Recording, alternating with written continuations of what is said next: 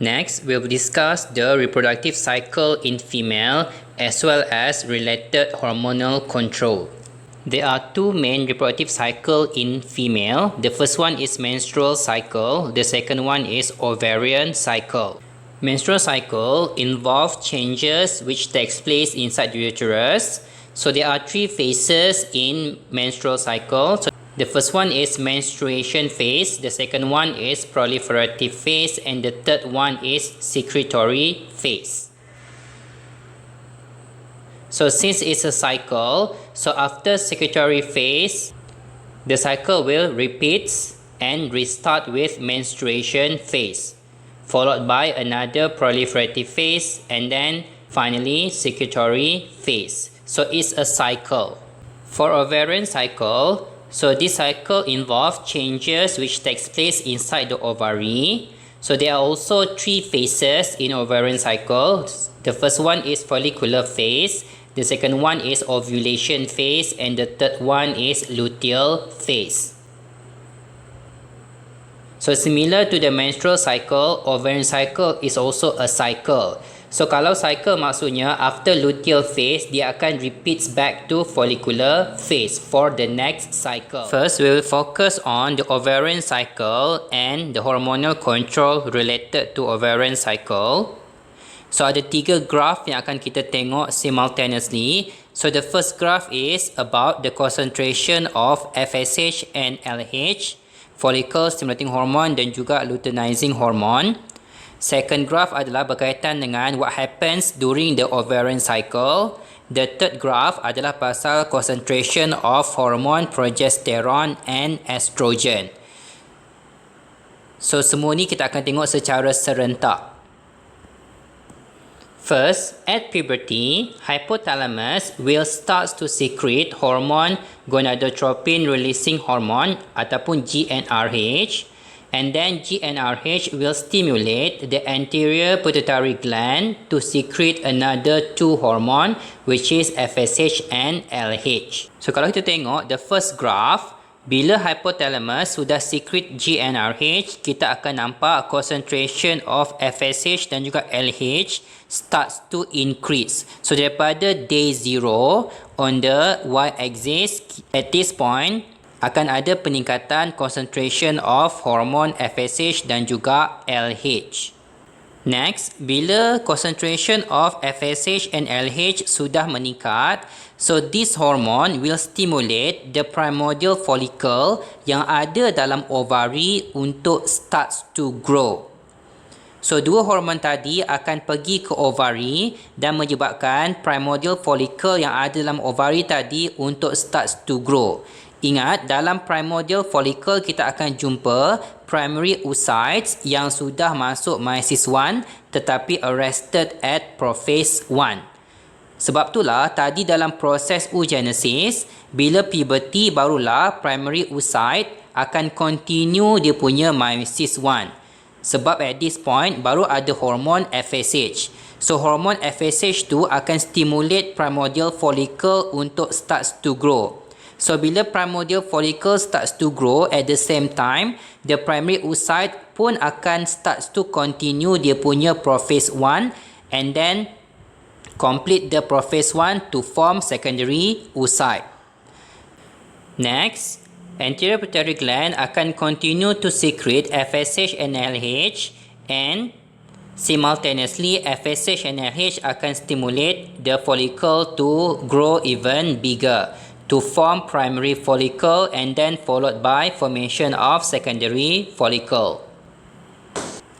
As the follicle continues to grow even bigger, kita akan nampak inside the follicle there will start to form a layer of granulosa cell yang color kuning ni.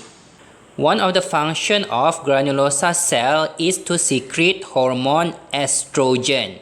So maksudnya apabila follicle grow from primordial follicle and then into primary and then into secondary follicle, the number of granulosa cell akan slowly increase. So as the number of granulosa cells slowly increase, they will start to secrete hormone estrogen. Semakin besar folikel, semakin banyak granulosa sel. And then semakin banyak granulosa sel, semakin meningkatlah concentration of estrogen hormone in the blood. Satu kita nampak in the third graph, slowly the concentration of estrogen akan meningkat apabila the size of the follicle continues to become even bigger. Walaupun concentration of estrogen semakin lama semakin meningkat, tetapi overall dia punya concentration tu kita still considered as low. When the concentration of estrogen masih considered as low, masih rendah, consequently the low concentration of estrogen akan inhibit the anterior pituitary gland from secreting FSH and LH. Sebab itulah kita akan nampak concentration of FSH and LH akan decrease. So kat sini kita nampak the effect of another type of feedback mechanism, iaitu positive feedback mechanism. Kenapa positif? Sebab low concentration of estrogen akan inhibit anterior pituitary gland, so akan ada low secretion of FSH and LH. So apabila low menyebabkan low, so itu adalah jenis positive feedback mechanism. So this positive feedback mechanism is very important sebab kita kena make sure setiap bulan for each ovarian cycle, only a few primordial follicle yang akan start to grow. Kita nak beberapa sahaja yang akan start to grow. Kita tak nak semua primordial follicle yang ada primary oocyte akan grow setiap bulan. Kita tak nak. Kita hanya nak a few saja. So apabila sudah ada low concentration of estrogen, kita sudah tahu bahawa ada beberapa follicle yang sudah growing. So kita tak nak follicle-follicle yang lain akan continue to grow. So macam mana kita nak berhentikan follicle lain daripada growing? So kita stop hormon yang stimulate growing of follicle tadi, iaitu FSH dan juga LH. Next, the follicle will continue to grow and finally forming a mature follicle. So the mature follicle akan terbentuk almost dekat dengan day 14 of the ovarian cycle. So at this point, inside the mature follicle akan ada very thick layer of granulosa cell. So kesannya granulosa cell ini akan secrete a very high concentration of estrogen. The high concentration of estrogen akan ada positive effect on the hypothalamus. Kalau tadi semasa low concentration dia ada inhibitory ataupun negative effect on the anterior pituitary gland. Tapi sekarang kalau high, dia bukan inhibit tetapi dia ada positive effect on the hypothalamus, iaitu the high concentration of estrogen akan stimulate sudden surge in the LH. FSH tu akan meningkat tetapi tak sebanyak increase in the concentration of LH due to the positive feedback mechanism of the estrogen. So ini pun sejenis positive feedback sebab high concentration of estrogen menyebabkan high concentration of FSH dan juga LH. Kalau tadi low concentration menyebabkan low concentration, itu pun positif. Kalau high menyebabkan high concentration, itu pun positif. Kalau negatif, bila high menyebabkan low, itu baru negatif, ataupun low menyebabkan high, itu pun negative feedback mechanism. So at this point, both low concentration and high concentration of estrogen akan involve in positive feedback mechanism. So kalau kita tengok dekat graph FSH dan juga LH, kita akan nampak ada sudden increase in the concentration of LH just before day 14 sebab high concentration of estrogen tadi pun paling tinggi before day 14. Next, the sudden surge in the concentration of LH akan cause the mature follicle to rupture, untuk pecah, and then releases the secondary oocyte into the fallopian tube. So inilah kita panggil sebagai ovulation. So since the sudden surge in the concentration of LH tadi berlaku just before day 14, that's why ovulation akan berlaku lebih kurang on the day 14. So on day 14, the mature follicle akan pecah to form a rupture follicle and then releases the secondary oocyte into the fallopian tube. Next, because the follicle to rupture, so follicle to basically damage. So, as the follicle damage, dia akan menyebabkan concentration of estrogen releases by the granulosa cell inside the follicle pun akan start to decrease. So, tu kita akan nampak dekat graph estrogen, concentration of estrogen akan decrease starting from day 14. So when the concentration of estrogen starts to decrease, sebab itulah kita nampak after the sudden surge in the concentration of LH, concentration of LH2 akan starts to decrease starting from day 14. Sama juga concentration of FSH pun akan starts to decrease. Sebab apa? Sebab sudah tak ada positive stimulation daripada high concentration of estrogen. However, walaupun kita nampak concentration of LH2 slowly starts to decrease, tetapi technically concentration dia masih lagi considered as high. So the high concentration of LH in the blood will stimulate the rupture follicle untuk transform into another structure known as corpus luteum. Next, the corpus luteum, which is basically the ruptured follicle, will start to secrete estrogen and another hormone which is progesterone.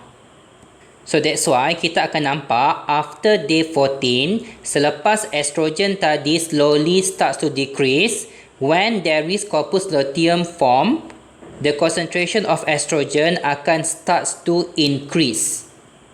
At the same time, kita akan nampak concentration of progesterone will only starts to increase apabila sudah ada corpus luteum, iaitu after day 14.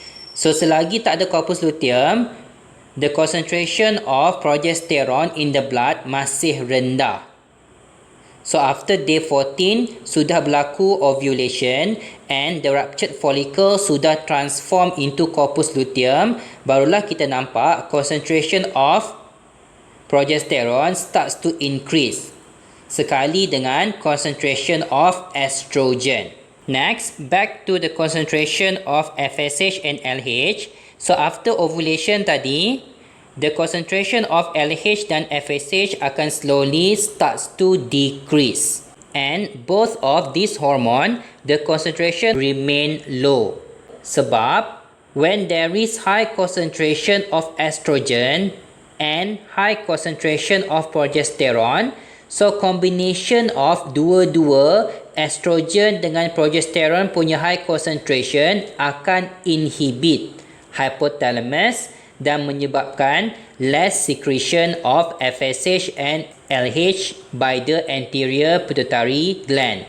So ingat tadi, kalau ada high estrogen sepatutnya dia promote secretion of LH dengan FSH. Tapi itu kalau high estrogen punya concentration sahaja. Tetapi at this point, ada high concentration of estrogen dengan high concentration of progesterone. Apabila dua-dua hormon ni yang high, dia ada efek yang lain kepada hypothalamus, iaitu akan menyebabkan hypothalamus become inhibited. So, akan menyebabkan FSH dengan LH concentration remain low. For what reason? For the same reason, iaitu kita tak nak another groups of follicle starts to grow at this point. Sebab kita punya ovarian cycle tadi masih belum lengkap. So, kita kena make sure tak ada follicle lain yang grow dalam cycle yang sama. Cuma at this point, the low concentration of FSH and LH is maintained by the negative feedback mechanism of high concentration of estrogen and progesterone. So ingat, ini adalah negative feedback mechanism, bukannya positive. Yang positif tadi adalah bila estrogen tu sorang-sorang, iaitu sebelum ovulation. Selepas ovulation, dia akan jadi negative feedback mechanism, iaitu kesan daripada estrogen campur progesteron. Next, the concentration of estrogen and progesterone akan continue to increase because they were secreted by the corpus luteum. But because of the low concentration of LH, the corpus luteum will slowly degenerate. Apabila ada negative feedback mechanism kepada concentration of LH dengan FSH tadi, corpus luteum akan makin lama slowly degenerate. Ingat tadi kenapa ruptured follicle transform into corpus luteum? Sebab ada LH yang tinggi. Apabila LH tu makin lama makin rendah because of the negative feedback mechanism by estrogen and progesterone, so concentration of LH tu tak boleh nak maintain the structure of corpus luteum. Sebab itulah semakin lama corpus luteum akan starts to degenerate and the size becomes smaller. So this will cause the concentration of estrogen and progesterone untuk starts to decrease. Sebab sudah kurang secretion by the corpus luteum. Apabila concentration of estrogen and progesterone starts to decrease, so the negative feedback on the hypothalamus pun akan hilang. So maksudnya, low concentration of estrogen and progesterone will no longer inhibit secretion of FSH dan juga LH. So kita akan nampak close to day 28, which is almost the end of the ovarian cycle, the concentration of FSH and LH akan starts to increase semula. Okay? Tapi awak kena ingat, the corpus luteum will only degenerate kalau there is no fertilization, maksudnya there is no embryo form. So yang saya cerita ni, corpus luteum degenerate ini akan berlaku kalau tak ada fertilization. So what if there is fertilization? So if there is fertilization, the secondary oocyte will form zygote and then the zygote will develop into embryo. So the embryo will then secrete another hormone known as HCG, which is human chorionic gonadotropin hormone. So this hormone will maintain corpus luteum. So tadi saya kata kenapa corpus luteum tu degenerate sebab low LH. So itu kalau tak ada fertilization. Tapi kalau ada fertilization, the concentration of LH akan still low. So maksudnya LH tak boleh maintain corpus luteum. Tetapi the embryo akan secrete another hormone which is HCG. So the HCG will maintain corpus luteum. So dia akan take over the role of LH untuk maintain corpus luteum. So maksudnya corpus luteum will not degenerate because there is another hormone named HCG to maintain the corpus luteum. So this means that if the corpus luteum do not degenerate, so the corpus luteum can still continue to secrete high concentration of estrogen and progesterone. So, if the concentration of estrogen and progesterone remain high, so they can still have negative feedback effect on the hypothalamus. So, maksudnya concentration of FSH and LH will remain low after day 28. So this will happen if fertilization occur. Lastly, kita tengok balik 3 phases in the ovarian cycle. So tadi ada 3 phases. So the first one is follicular phase, the second one is ovulation phase, the third one is luteal phase. So day 14 adalah ovulation phase. So maksudnya sebelum ovulation mestilah follicular phase.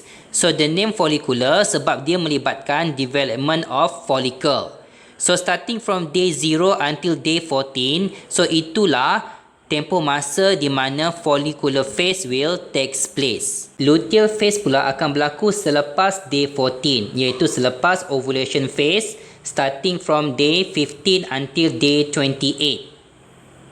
So itu adalah luteal phase sebab melibatkan formation of corpus luteum. So itulah 3 phases of the ovarian cycle and the hormonal control related to the ovarian cycle. So each cycle will last for 28 days kalau tak ada fertilization. So ingat tadi, kalau ada fertilization, the cycle takkan stop sampailah pregnancy habis. Tapi kalau tak ada fertilization, setiap cycle will last about 28 days. So selepas hari 28, the concentration of FSH dan LH akan start to increase semula dan boleh stimulate another groups of follicle untuk start to grow for the next ovarian cycle. That's it for ovarian cycle and the hormonal control.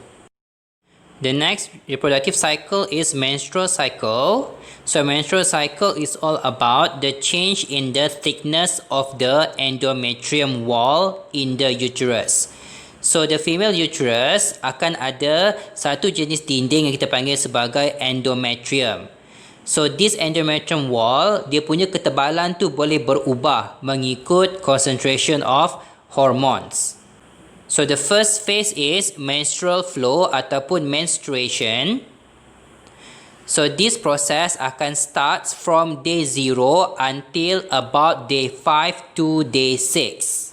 So semasa menstruation ataupun menstrual flow, dinding endometrium akan semakin lama semakin nipis. So basically the wall of endometrium will degenerate, starting from day 0 until day 5 or 6. Kenapa? So ini yang kita kena rujuk balik graph concentration of estrogen and progesterone yang kita discuss dalam ovarian cycle. Ingat, ovarian cycle dan menstrual cycle sebenarnya berlaku serentak. Cuma dia melibatkan tempat yang berbeza. Kalau ovarian cycle tadi berlaku dekat ovari, kalau menstrual cycle berlaku dekat uterus. Tapi dia interconnected with each other sebab melibatkan hormon yang sama, iaitu hormon estrogen and progesterone. So tengok balik dekat graf estrogen and progesterone untuk ovarian cycle tadi, yang kita nampak from day 0 until day 5 or 6, the concentration of estrogen dan progesterone adalah rendah. So the low concentration of estrogen and progesterone menyebabkan the wall of endometrium starts to degenerate ataupun disintegrate. Kat sini kita nampak concentration of estrogen and progesterone is very important to maintain the thickness of the endometrium wall. So bila dinding itu luruh, disintegrate, so inilah yang kita panggil sebagai menstrual flow ataupun yang awak panggil period.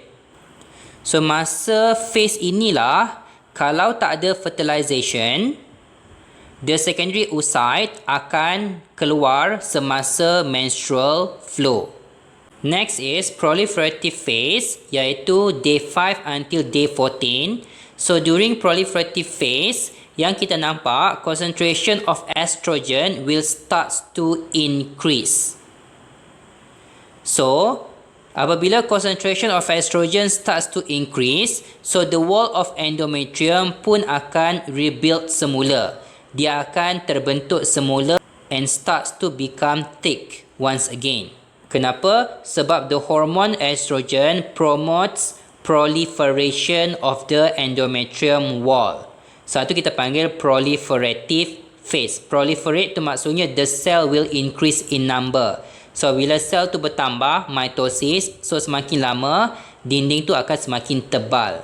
So this is because of the increasing concentration of estrogen secreted by the granulosa cell inside the follicle.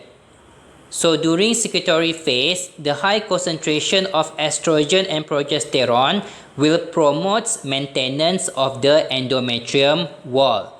So instead of the wall tu semakin lama semakin tebal, sekarang wall tu akan start to maintain dia punya thickness, dia akan mendata. So during this phase, development and maintenance of the wall will include enlargement of arteries as well as endometrial gland. So enlargement of the artery akan increase blood flow to the wall of endometrium. Gland pula akan secrete nutrient so that kalau ada implantation of zygote dekat wall of endometrium, so the zygote can get nutrient from the endometrium wall. Selagi ada high concentration of estrogen and progesterone, the wall of the endometrium will remain thick. This means that if there is no fertilization, which cause the corpus luteum to degenerate and then causes the concentration of estrogen and progesterone to start to decrease, the wall of endometrium pun akan start to disintegrate selepas day 28. Ini kalau tak ada fertilization. So maksudnya kalau tak ada fertilization, after day 28, the menstrual cycle akan habis and then enter another menstrual cycle yang akan start dengan disintegration of the endometrium wall, iaitu menstrual flow, the first phase tadi. So if there is fertilization, the concentration of estrogen and progesterone will remain high. So apabila concentration of estrogen and progesterone tu kekal tinggi sebab corpus luteum tidak degenerate, dinding endometrium pun akan masih tebal and then menstrual flow tidak akan berlaku. Maksudnya, the menstrual cycle has not completed sampailah pregnancy tu habis. So that's it for menstrual cycle and the hormonal control.